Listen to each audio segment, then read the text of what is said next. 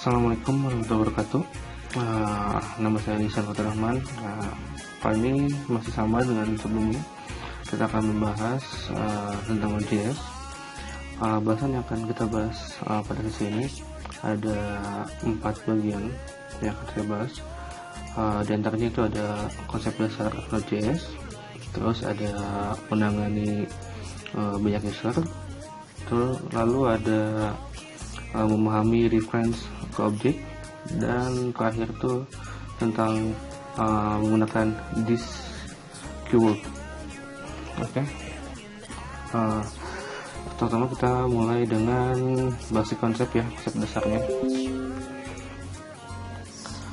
Konsep dasar di Node.js itu sama kayak JavaScript ya, sama kayak JavaScript. Contohnya kayak gini misalnya. Orang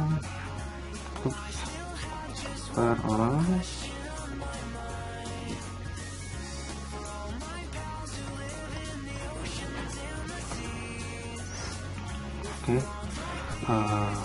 nama depan,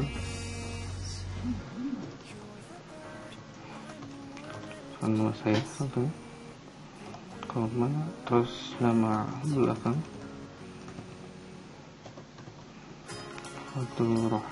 di dalam nama belakang saya, lalu tambah umur ya. Itu ke data lain mesti integer ya. Nah, di akhir ini gak perlu pakai koma ya, sama kan seperti di JavaScript. Nah, untuk menampilkan ini kita bisa menggunakan console.log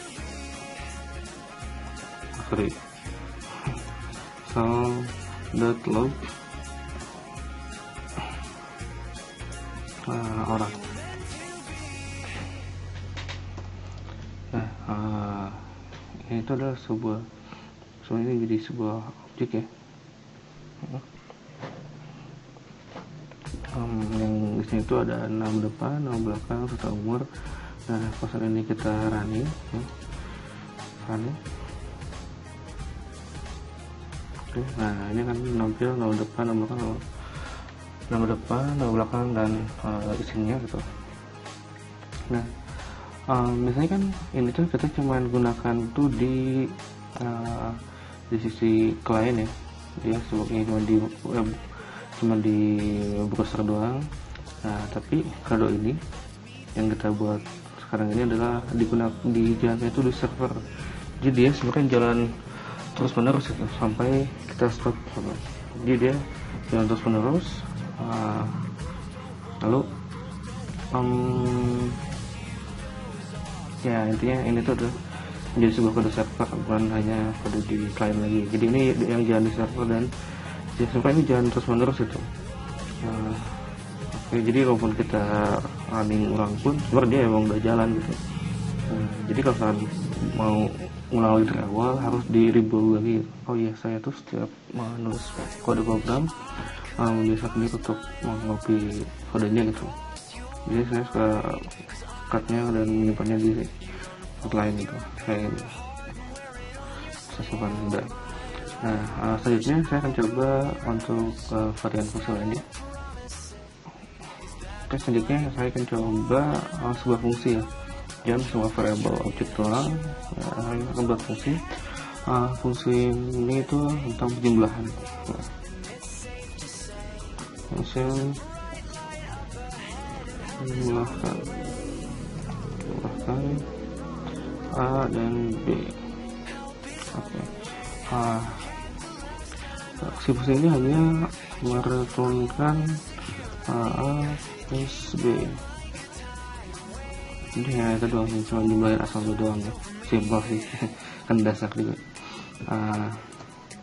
Kalau kita coba jalankan, coba print. Oke. Nah, untuk menggunakan fungsi tersebut kita bisa menggunakan cara ini ya. Kita masukkan jumlahkan, maka misalkan 7 sama 8 ya. Oke, seperti ini. Coba kita tekan ya. Nah ini langsung gimana keluar. Jadi ini sebuah fungsi dan hanya mereturkan ini saja. A itu 7, B itu 8, dan hasilnya 15. Jadi ini langsung memberikan hasil. Dan satu kelebihannya itu ya kita tahu kan bahwa karena di sini gak perlu tipe variabel atau apa, jadi dia langsung kita gak perlu mendeklarasikan sebuah variabel gitu. Jadi langsung aja. Nah itu terus oh ya, ada hal lain di bagian sini. Dia kita membuat sebuah, kita copy dulu nih. Oke. Nah, ada hal lain di JS ini. Misalkan nih kita membuat sebuah fungsi ya. Fungsi misalkan fungsinya itu fungsi yang lainnya tak berguna. Tidak punya parameter, tidak punya return, ya gini doang gitu. Terus kita melakukan ini. Nah ketika kita melakukan coding seperti ini, menuliskan seperti ini, maka apa hasilnya? Ini mari kita coba ya.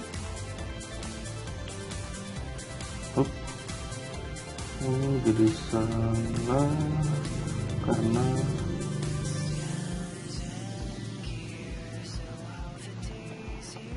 soal ini enggak lupa.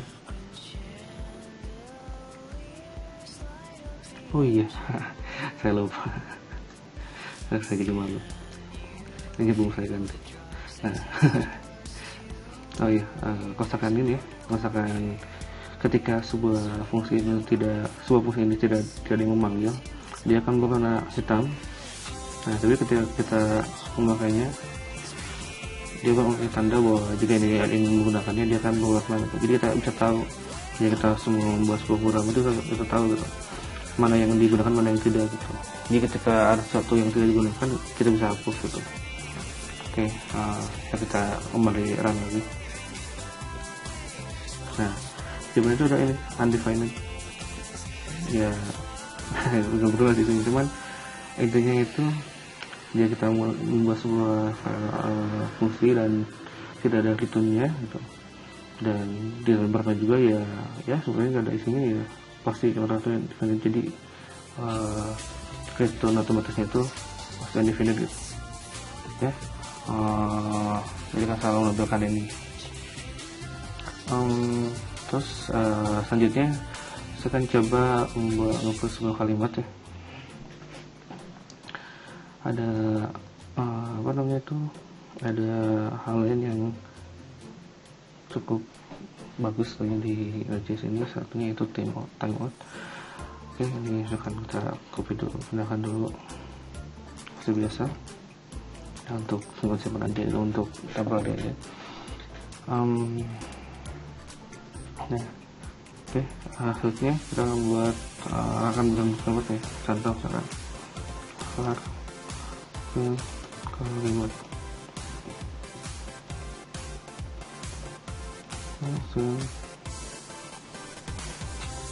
langsung konsol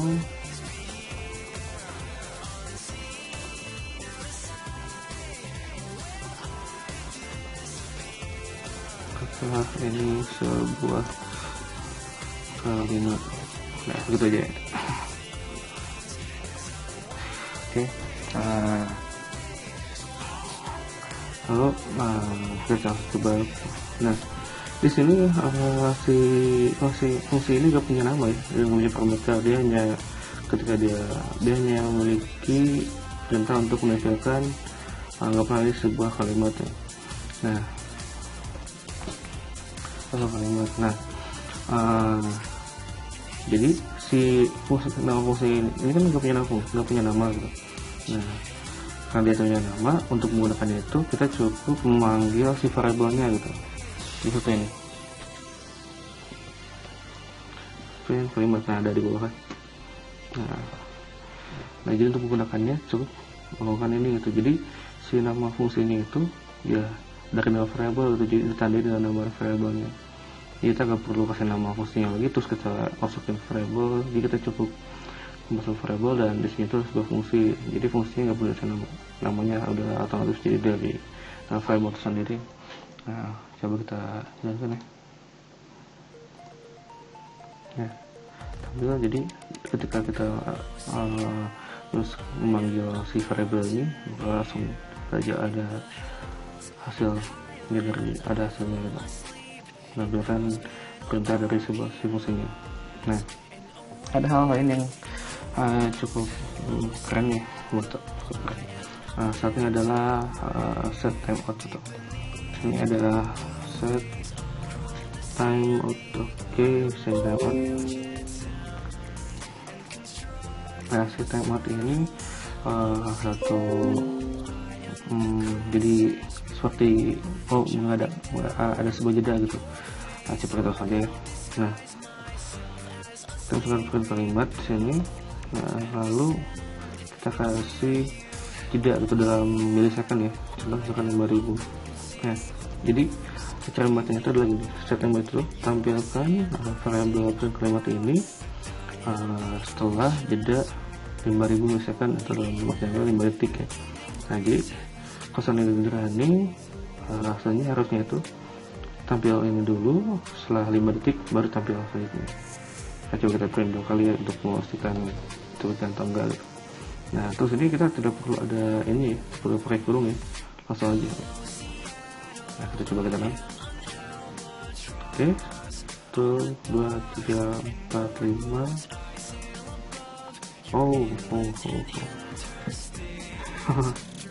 Oh iya, ternyata itu kan nanti akan bahas di bagian selanjutnya. Kita ini hapus lagi ya. Jadi set timeout ini hanya untuk bergerak untuk satu ini, untuk satu. Jadi ketika kita menggunakan set timeout ini, dia kan melakukan kalimat ini setelah jeda 5 detik. Nah, karena operasinya mungkin dia untuk nyambung ke bahasan berikutnya ya. Jadi gini, di sini kan beda ya sama PHP yang bukan berjalan PHP yang mengeksekusi dengan cara sinkron yang kayak sequential terus bertahap berbaris. Jadi ini satu selesai terus lanjut lagi ke berikutnya, tunggu selesai dulu. Nah, kalau di Node.js ini dia punya kelebihan gitu. Ini misalkan timeout ini tuh bisa diibaratkan sebagai jeda ketika membaca sebuah file database. Ntar ya kita coba. Nah, untuk yang sekarang ini ini tadi kan sudah terlihat ya, ketika sekarang itu kalimat terus kita nunggu 5 detik maka keluar kalimat berikutnya gitu. Nah, itu 5 detik terlebih ya. Nah, oke, kita aja. Oke. Nah, di bahasa selanjutnya ini kita akan bahas yang masalah tadi ya. Kok ketika kita ngeprint ya, ketika memanggil fungsi itu 2 kali, yang terjadi malah nunggu terus tiba-tiba keluar dua-duanya ya, jadi ada 3. Nah, itu akan kita bahas. Nah, sebelumnya mungkin bisa diibaratkan tentang sistem pelayan ya, sistem waiter pelayan. Jadi gini, oke, lanjutkan lagi. Untuk bahasan kedua ini adalah tentang bagaimana menangani banyak user dalam satu waktu gitu kan. Oke. Sekarang kita masuk ke bagian 2 ya, tentang handling multiple user request. Dalam kata lain itu cara menangani request dari banyak user. Nah, hal itu tuh bisa digambarkan sama kayak sistem pelayanan di satu restoran ya. Nah, kan di restoran itu kan banyak orang tuh kan yang pesan dan hanya sedikit pelayan misalnya kan. Nah, kita bertanya ada satu pelayan dan ada 2 atau 3 lebih dari seorang user atau pelanggan, dan ada satu koki. Nah, dimana koki ini dia sebagai set database gitu. Jadi dia yang mengeksekusi permintaan dari server gitu ya. Nah, dimana server ini adalah sebagai pelayan dan pelanggan itu sebagai user yang meminta. kepada server. Oke. Nah, jadi biasanya itu konsepnya di PHP yang gini atau di yang lain mungkin konsepnya kayak gini. Ketika ada user, dia memanggil pelayan kan. Nah, pelayan itu datang. Setelah itu si user itu meminta pesanan kepada pelayan. Nah, lalu pelayan itu pergi ke si chef tadi, ke koki tadi. Lalu dia memberitahukan apa pesanan dari user pertama tadi. Nah, selama itu si chef dia menunggu respon dari si koki. Nah, koki itu kan biasanya dia mau masak.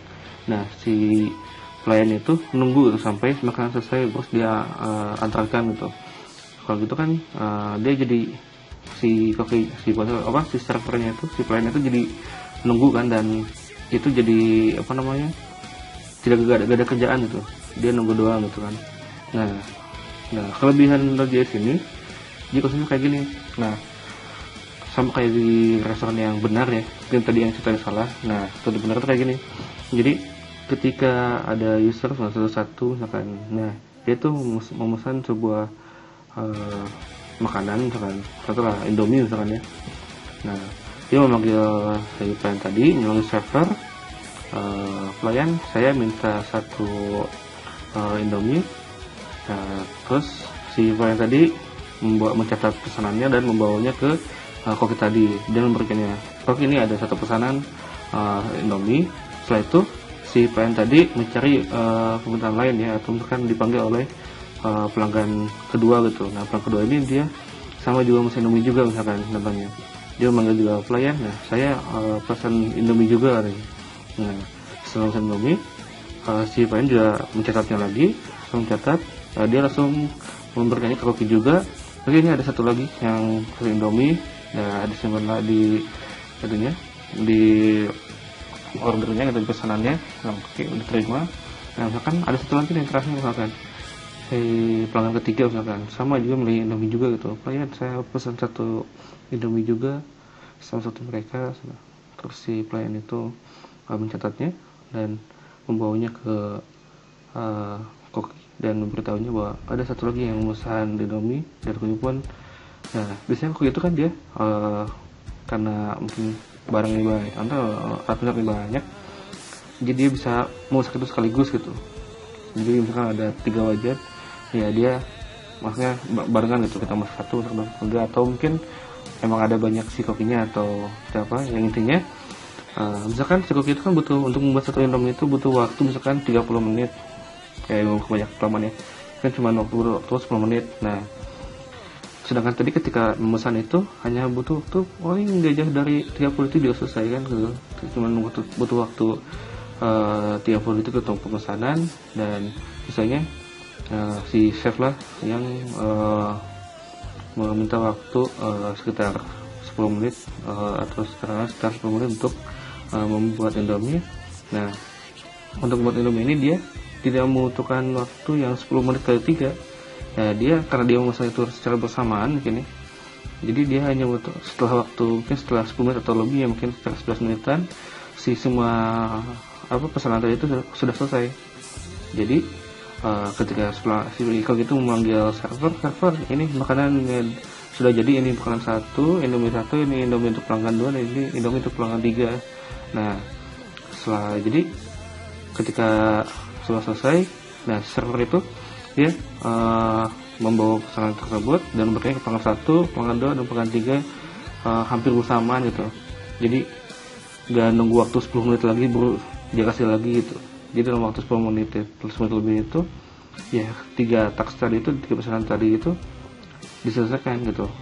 Nggak sama kayak yang sebelumnya yang mungkin kerusakan si satu pesanan itu untuk satu pelanggan ya, yang jadi malah cuma harus menunggu waktu 30 menit untuk melakukan 3 pesanan itu butuh waktu 30 menit ya. Mungkin itu contohnya katanya untuk gambarannya. Dan selanjutnya mungkin saya akan coba untuk memperhatikan codingannya. Di sini kita akan membuat 2 fungsi ya. Fungsi pertama itu saya akan membuat fungsi buat si koki ya, dimana si fungsi ini sebagai diibaratkan gitu, ibaratkan sedang fungsi untuk membaca data misalkan ya. Nah, fungsinya itu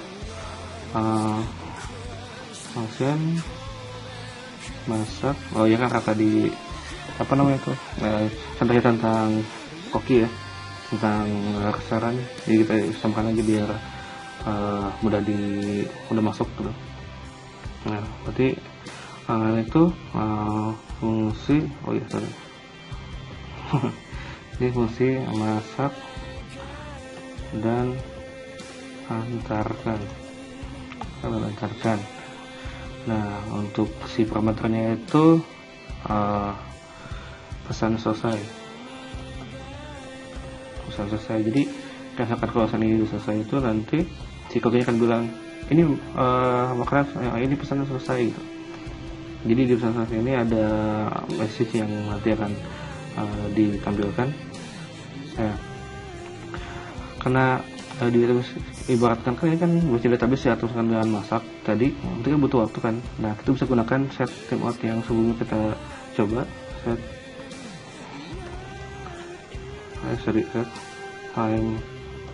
timeout. Nah set timeout ini kita akan tampilkan pesan selesai tadi setelah waktu 5 detik atau waktu milisecond ya. Nah jadi ketika si fungsi ini dipanggil dengan pesan yang diminta misalkan, nah nanti itu setelah 5 detik dia akan menyampaikan pesannya bahwa ini selesai dilakukan gitu. Nah terus fungsi kedua itu yaitu catat order ya, catat pesanan ya. Kita buat function catat pesanan, catat pesanan.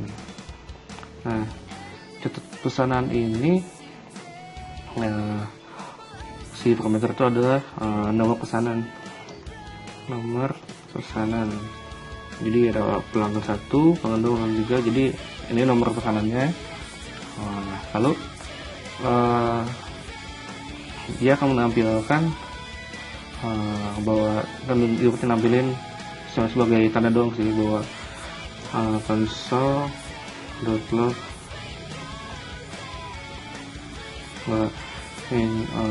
pesannya itu ini pesanan pelanggan ke misalkan ya nomor pesanan. Nah jadi ketika pesan dipanggil kita kasih detail pesan keberapa, nanti akan langsung ngambil bahwa ini pesanan pelanggan keberapa gitu.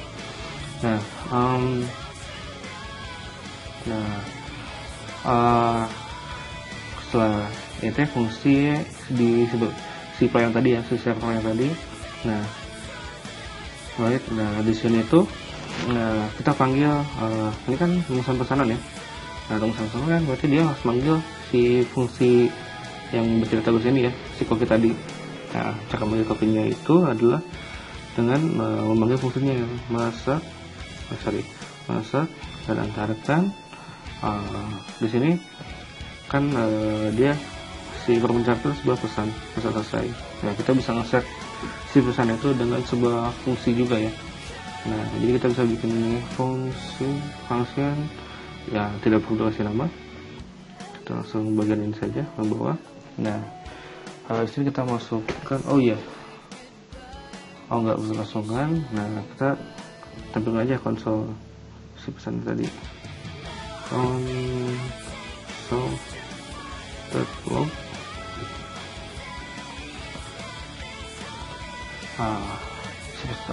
Isi pesannya itu adalah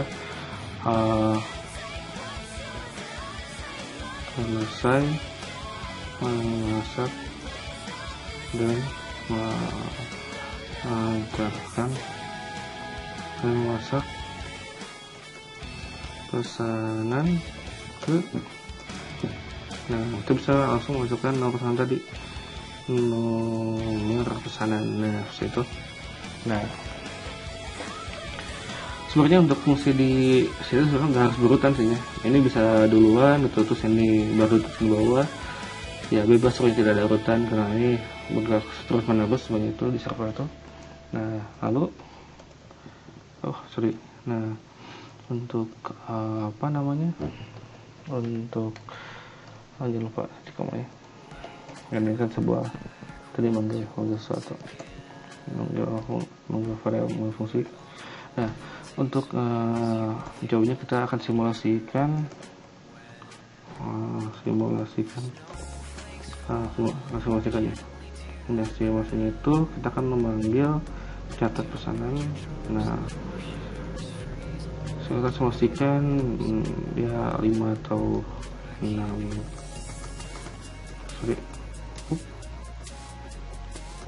nah, misalkan ini 2, 3, 4, 5. Nah, jadi pesanan 1, 2, 3, 4, 5. Nah, apa yang terjadi ketika kita running? Coba kita lihat. Nah, setelah ini kita tunggu. Nah, keluar. Jadi, di sini tuh si pesanan gak perlu harus nunggu satu-satu gitu. Jadi fungsi ini dipanggil kan ya. Nah, ketika dipanggil itu kan dia menampilkan dia konsol pesanan pelanggan keberapa. Nah, jadi karena untuk menampilkan ini kita tidak perlu ada jeda untuk menunggu, jadi langsung ditampilkan semuanya gitu. Karena kalimatnya itu dijalankan, terus jalankan lagi. Nah, gak perlu nunggu gitu. Jadi langsung menampilkan yang dapat ditampilkan terlebih dahulu. Nah, jadi 1, 2, 3, 4, 5 itu adalah hasil dari pesanan yang diminta. Nah, setelah itu tadi ada jeda waktu cukup lama, sekitar 5 detik mungkin atau lebih. Nah, dimana itu adalah jeda dimana si cookie tadi sedang memasak gitu. Nah, setelah memasak tadi, setelah selesai, itu semuanya gak bersamaan juga mungkin ya. Cuman karena ketika memulai juga hampir berbarengan, mungkin jeda ya sangat cepat gitu ya, nggak bisa kita lihat. Jadi sangat bersamaan gitu. Nah, jadi ketika kita mengeksekusi ini, dia langsung 5 kali, padahal antrian kan, 5 kali antrian. Dia ada 5 pelanggan misalnya itu, jadi ada 5 catatan pesanan yang dicatat. Ini semua tuh ibaratnya kita kasihin ke koki itu, jadi kasih kopi 1, terus kasih lagi dalam jeda yang sedikit. Nah, dan kita akan menampilkan ini sebagai tanda bahwa si pesan itu sudah dicatat ya. Jadi ini contohnya. Nah, setelah itu si koki ini akan memasak masakan yang dicatat tadi kan. Nah, ketika dia masak itu ya dia nggak harus menunggu harus satu-satu gitu. Dia bisa melakukannya bersamaan. Nah, jadi kirim pesanan ini ya dilakukan berbarengan gitu. Dan jadi ketika selesai ya langsung tampilkan semuanya juga, kita langsung memberitahu si pelayan ini selesai memasak pesanan resmi. Dan selesai gitu, jadi semuanya itu selesai secara hampir bersamaan. Jadi gak kosongan harus menunggu satu-satu. Mungkin ya ini 5 detik ini mungkin jadinya 5 kali ini sekitar 25 detik baru selesai gitu satu-satu. Nah, dengan jenis ini dia sangat cepat jadi real time. Jadi siapa yang selesai duluan ya dia yang ditampilkan gitu. Jika misalkan pesan ketiga ini cerita lebih cepat, ya mungkin jadi ketiga ini lebih awal nampilnya. Ya mungkin seperti itu untuk multiple learning request ya. Terus selanjutnya kita akan masuk ke bagian tentang understanding reference to object ya, yang artinya memahami referensi ke objek gitu ya. Oke, sebelumnya kita dulu ini kita masukkan dulu ke temporary file saya ya sebagai history aja sih. Terus selanjutnya kita akan membuat sebuah objek, sama kayak tadi di awal ya, kayak agak dikit lah. Ini kan var itu nama saya pesan. Oke, dan di sini itu adalah hobi, misalkan bersepeda. Nah, lalu ada harusnya koma. Lalu ada lagi misalkan umur lagi aja, umur 21. Tinggal untuk daerah gue lupa ya, koma. Nah, setelah ini kita akan membuat objek yang bereferensi ke Ihsan ya. Misalkan nama itu var orang ini sama dengan Ihsan. Nah, ini bisa seperti ini. Nah, kita kan misalkan, nah terus berarti kan si orang ini tuh mengcopy strukturnya Ihsan kan. Nah, itu melakukan awalnya, dan ketika kita melakukan seperti ini, misalkan orang .hobi. Nah, .hobi berarti .hobi dan di set sebagai berenang. Nah, tentu yang terpikir oleh kita itu adalah si orang ini isi hobinya itu berenang, dan sedangkan Ihsan ini hobi tetap bersepeda. Itu yang kita anggapkan seperti itu ya. Coba, tapi ini akan berkata lain. Nah, kita coba, kita tampilkan aja console.log tadi apa namanya, Ihsan ya, Ihsan.hobi. Nah, depan kita isinya bersepeda ya, tapi mari kita coba lihat apa itu jadi. Nah, dia berenang. Jadi reference di bagian itu ya saling mereference itu. Jadi misalkan kita buat Ihsan, terus kita bikin referensinya orang, bukan berarti Ihsan hobi di sini strukturnya ini dimasukkan ke orang gitu. Jadi ada dua ini. Tapi ibaratnya kayak nama lain mungkin ya. Jadi si isinya ini itu dipakai oleh berdua gitu. Nah, jadi ketika orang ini mengubah hobinya menjadi berenang, ya Ihsan pun objek Ihsan pun berubah isinya dari bersepeda jadi berenang juga seperti itu. Nah, ini bukan copy, yang salinan yang kita tahu gitu. Terus oke.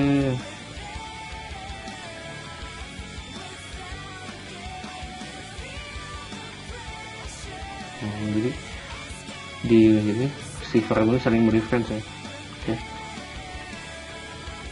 Nah, selanjutnya ini kita copy dulu, kita cut dulu ya.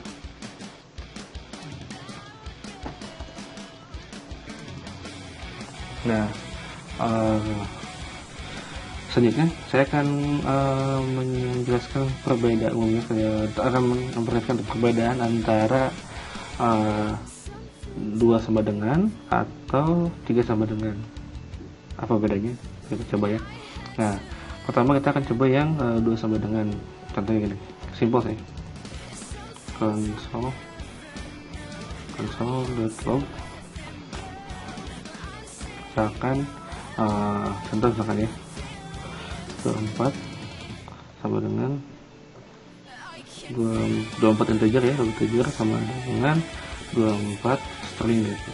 Nah, apa jadinya? Ini kan berarti kalau kita baca tuh 24 integer sama dengan 24 string. Hasilnya ini adalah true. Ya, hasilnya adalah benar. Coba kita coba dulu. Ya, terus karena 2 sama dengan ini hanya membandingkan isinya saja gitu. Ini integer isinya 24 dan string pun isinya 24. Jadi hanya isinya aja gitu. Nah, sedangkan kalau kita coba yang kita coba aja. Nah, untuk yang kedua sebenarnya 3. Nah, ini tuh harusnya bernilai false atau salah.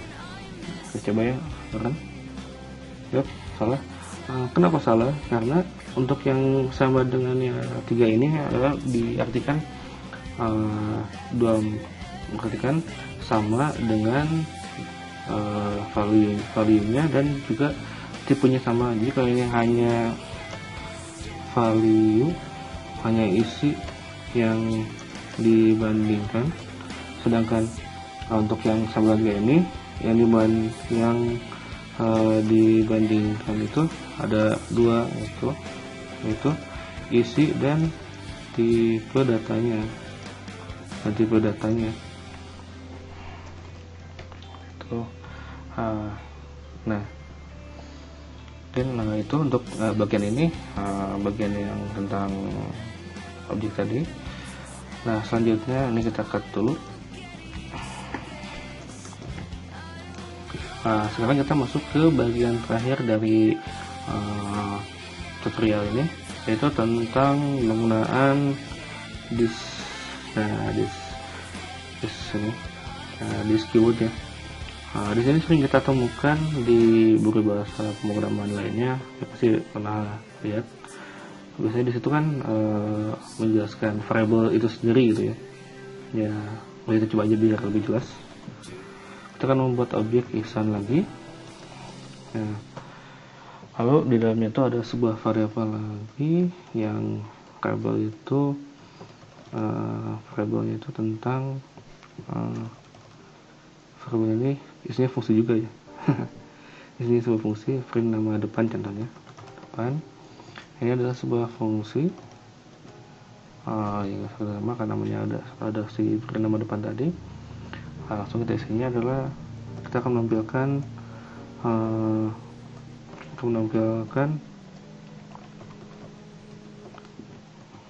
nama depan kan.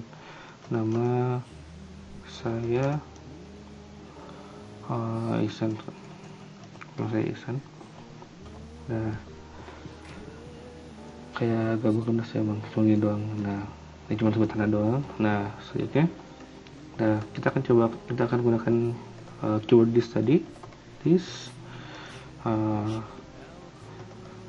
kali sama dengan, yang artinya membandingkan isi dan tipe datanya tadi. Nah, kita coba lakukan ihsan. Nah, ihsan di sini dia sudah jadi sebuah variabel karena dia dideklarasikan di sini kan.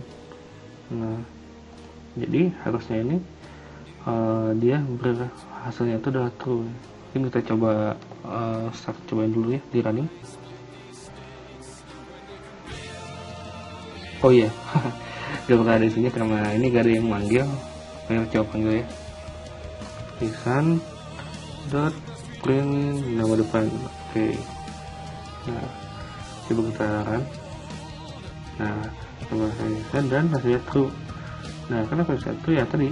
Bahwa ihsan ini adalah bukan sebuah string, tapi dia ini sebuah variabel. Nah, variabel itu ada ini. Entah tipe datanya apa, yang pasti dia sebuah, jadi kan objek tipe datanya objek. Nah, jadi menanyakan bahwa si ini tuh bener si ihsan bukan gitu. Jadi di sini tuh artinya variabel ini dibandingkan dengan ini lagi. Jadi variabel dibandingkan variabel lagi, objek lagi ya. Jadi isinya ini ya dibandingkan lagi. Nah, terus mungkin kita coba lagi yang lainnya. Coba kita buat lagi fungsi ya. Ini fungsinya ini nggak usah variabel, kita langsung aja lakukan hal lain misalkan ya. Nah, terus kita isinya itu adalah sama kayak tadi ya, konsol hal lain.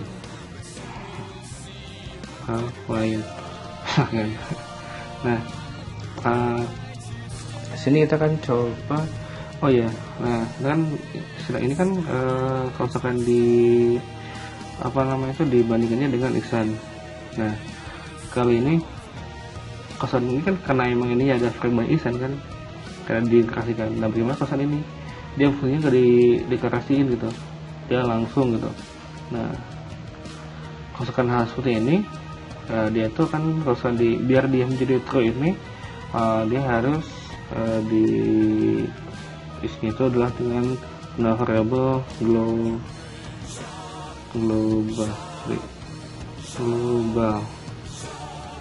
Nah, kenapa global? Nah, coba dulu ya, kita print dulu. Lakukan hal lain. Harus saya agak global. Coba kita running dulu aja. Nah, kenapa kok ini bisa true juga ya? Jadi gini, ketika sebuah fungsi itu dideklarasikan, nah karena bisa kan fungsi itu kan masuk ke sebuah variabel ya.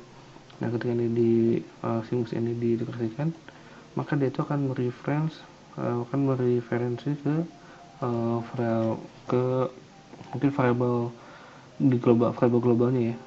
Jadi ada main program, misalnya mungkin ada variabel global, nah itu kan menjadi defaultnya gitu. Jadi ketika ada sebuah fungsi ini, maka dia itu akan dimasukinnya ke global ini, akan dimasukkan direferensikan ke variabel global ini gitu. Sama halnya tadi sebelum di bagian yang sebelumnya gitu. Nah justru itu cukup sekian untuk sesi kali ini, semoga bisa membantu. Wassalamualaikum warahmatullahi wabarakatuh. Terima kasih.